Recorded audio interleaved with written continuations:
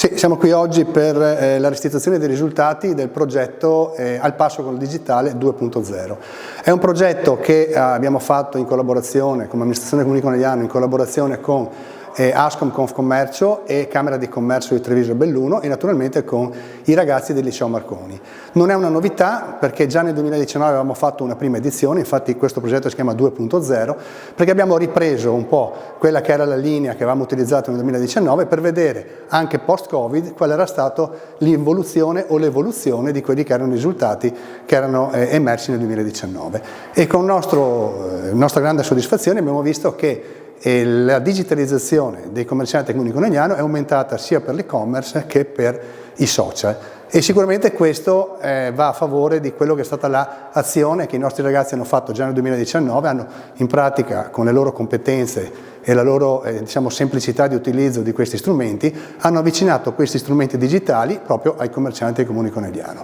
E da quelli che sono i risultati che sono emersi da questo progetto partiremo per mettere in piedi tutta una serie di attività e di proposte da fare ai commercianti in modo che possano utilizzare questi strumenti in maniera sempre più proficua e semplice.